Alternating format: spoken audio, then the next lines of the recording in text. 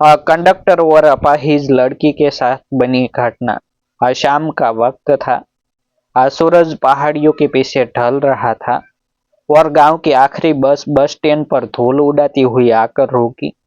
यह वही बस थी जो दिन भर की थकान समेटे शहर से गांव लौटती थी। लोगों की उम्मीदें, बोझे, सब्जियों की टोकरी, स्कूल बैग और अनकही कहानियां लेकर बस पूरी तरह भरी हुई थी। अंदर सीट पर जगह नहीं। गलियारे में भी खड़े होने की जगह मुश्किल से बची थी। ड्राइवर ने हॉर्न दिया, कंडक्टर ने सीटी बजाई और फिर भीड़ के बीच से एक आवाज उभरी, अरे भैया, जरा संभल कर। कंडक्टर का नाम रामनिवास था। उम्र 40 के आसपास। माथे पर पसीना, आवाज में रोब और दिल में जाने कब से जमी हुई थकान। दिन भर टिकट काटते काटते उसका चेहरा सख्त हो गया था। बस के पीछे वाले दरवाजे से लोगों को चढ़ाता, आगे वाले से उतारता। यही उसका नियम था। वह भीड़ को साधने में माहिर था। पर कभी कभी उसकी शक्ति शब्दों में शोभ जाती। उसी भीड़ में दरवाजे के पास एक दुबली सी लड़की खड़ी थी। उसका नाम सीमा था। पैर से अपाहिज, चलने में सहारे की जरूरत पड़ती थी। एक हाथ में लकड़ी की बैसाखी और दूसरे में कपड़े का छोटा सा थैला। चेहरे पर सादगी, आंखों में संकोच और होठों पर हल्की सी मुस्कान। जैसे वह दुनिया से माफी मांगती चलती हो। वह गांव की ही रहने वाली थी।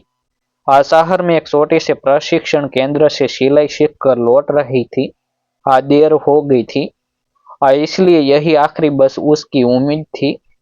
बस में चढ़ना उसके लिए आसान नहीं था। सीढ़ियां ऊंची थी और भीड़ अधीर। किसी ने कंधा टकराया, किसी ने झुंझला कर कहा, अरे जल्दी करो। सीमा ने बैसाखी संभाली, एक पायदान पर पैर रखा और लड़खड़ा गई। उसी पल रामनिवास की नजर उस पर पड़ी। उसने हाथ बढ़ाया, पर आवाज में वही शक्ति थी, अरे संभल कर। ऐसे भीड़ में क्यों चढ़ रही हो। सीमा ने सिर झुका लिया। हाँ भैया, गांव की आखिरी बस है, उसने धीमे से कहा। रामनिवास ने एक पल सोचा। भीड़ पीछे से धक्का दे रही थी। ड्राइवर ने शीशे से इशारा किया, देर हो रही है। रामनिवास ने सीमा का हाथ थामा और उसे अंदर खींच लिया। लोग बड़बड़ाए।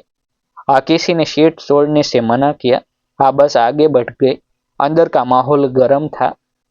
पसीने की गंध, गर्म सांसें, खड़खड़ाती खिड़कियां। सीमा दरवाजे के पास खड़ी रही। हर मोड़ पर उसे संतुलन साधना पड़ता।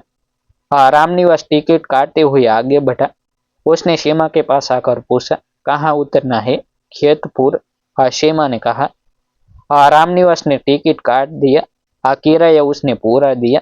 कुछ लोग फूस फूसाए, सीट मिलनी चाहिए इसे, कोई बोला। आजकल सबको सहूलियत चाहिए। सीमा ने कुछ नहीं कहा। वह खिड़की के बाहर अंधेरे में उतरते सूरज को देखती रही।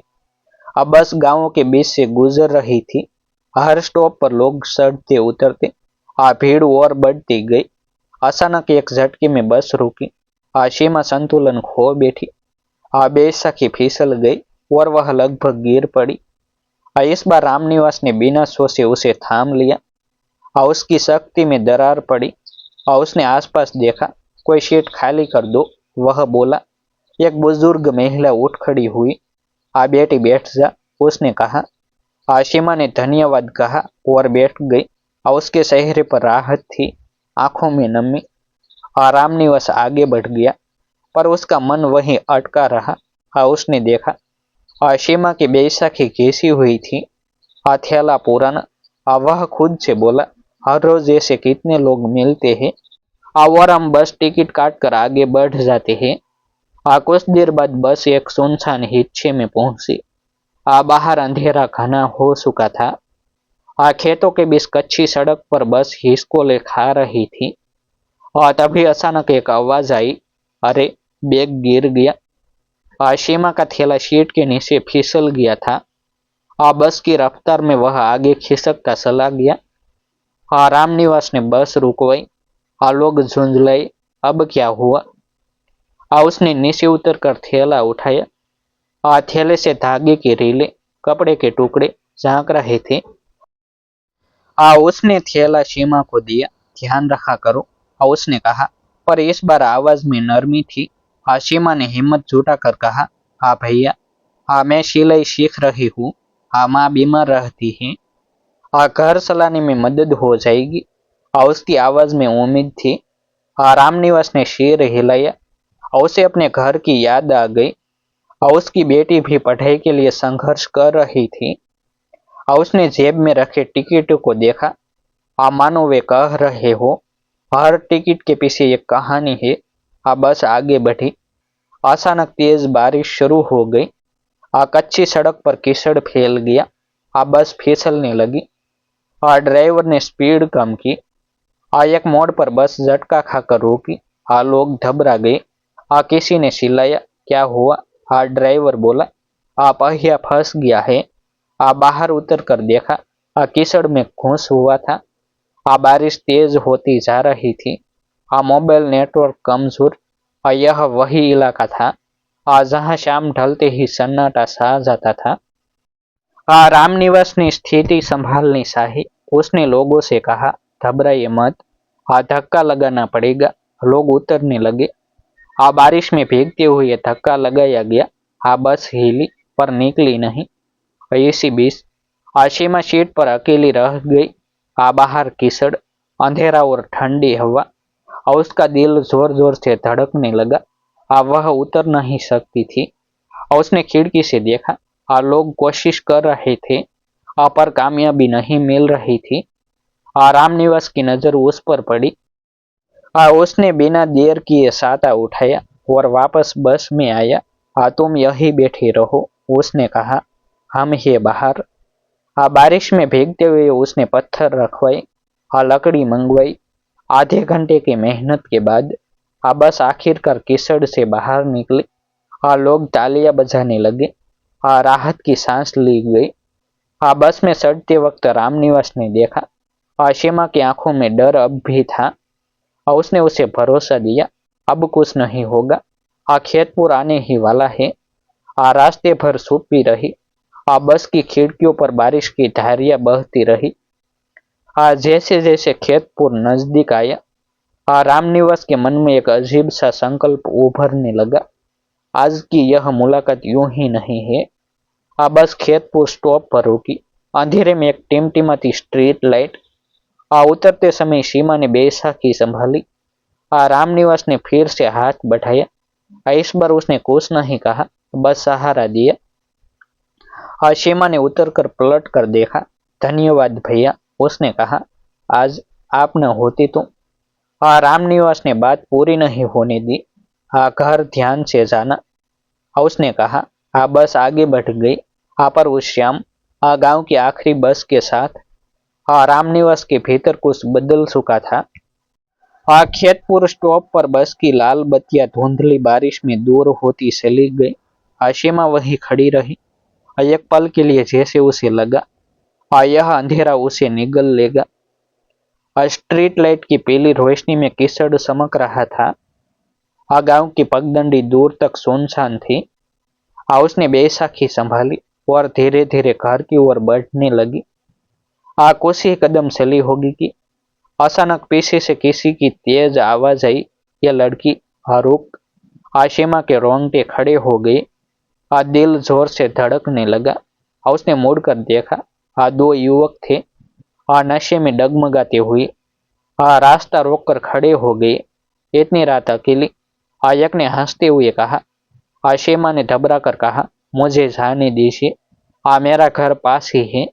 वह आगे बढ़ना चाहती थी, पर एक ने रास्ता रोक लिया। सीमा की आंखों में आंसू भर आए। वह अपाहिज थी, भाग नहीं सकती थी। उसने मन ही मन भगवान को याद किया।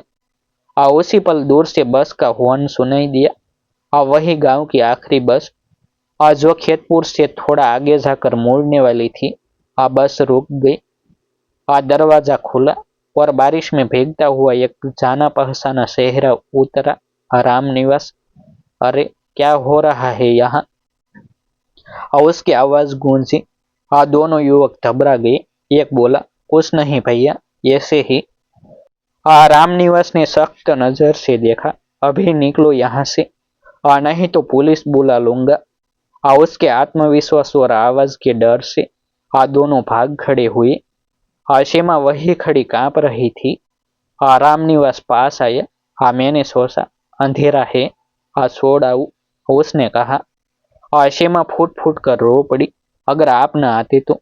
रामनिवास ने उसे संभाला, चलो घर तक छोड़ देता हूँ। कुछ देर में वे एक छोटे से कच्चे घर के सामने थे। अंदर से खांसी की आवाज आ रही थी। सीमा की माँ चारपाई पर लेटी थी। सीमा ने सारी बात बताई। माँ की आंखों में आंसू आ गए। उन्होंने रामनिवास के पैर छूने चाहे, पर उसने रोक दिया। आज आप नहीं होते तो मेरी बेटी। माँ की आवाज भरा गई। रामनिवास ने सिर झुका लिया। माँ, बस इंसानियत निभाई है। जाते जाते उसने सीमा से कहा, कल से यह आखिरी बस नहीं होगी तुम्हारे लिए। मैं रोज ध्यान रखूंगा। फिर उसने जेब से कुछ पैसे निकाले। यह रख लो, सिलाई मशीन ठीक करवाने में काम आएंगे। सीमा ने मना किया। पर रामनिवास ने कहा, यह उधार समझो, एक दिन तुम लौटा देना अपनी मेहनत से। उस रात गांव की लास्ट बस खाली लौट गई। पर रामनिवास का दिल भरा हुआ था असंतोष से और सीमा। उसके मन में एक नई रोशनी जल चुकी थी, भरोसे की, हिम्मत की और इंसानियत की। यही होती है सच्ची मानवता, जो अंधेरी शाम में भी उम्मीद जगा देती है। दोस्तों, अगर यह सच्ची घटना आधारित कहानी आपके दिल को छू गई हो, अगर आपको लगा हो कि आज भी इंसानियत जिंदा है, तो इस वीडियो को दिल से लाइक जरूर करें। ऐसी कहानियां हर उस इंसान तक पहुंचाना चाहिए जो उम्मीद खो चुका है। इसीलिए इसे शेयर करना ना भूले। हमारे चैनल पर हम रोज लाते हैं ऐसी ही भावनात्मक, सच्ची और प्रेरणादायक कहानियां। तो अभी हमारा चैनल सब्सक्राइब करें और घंटी का बटन दबाइए। कमेंट में जरूर लिखें, इंसानियत अभी जिंदा है। ऐसे ही नए नए वीडियो देखने के लिए हमारे यूट्यूब चैनल सब्सक्राइब करें, वीडियो को हाइप करें, लाइक करें और शेयर करें। फिर मिलते हैं एक नई स्टोरी के साथ।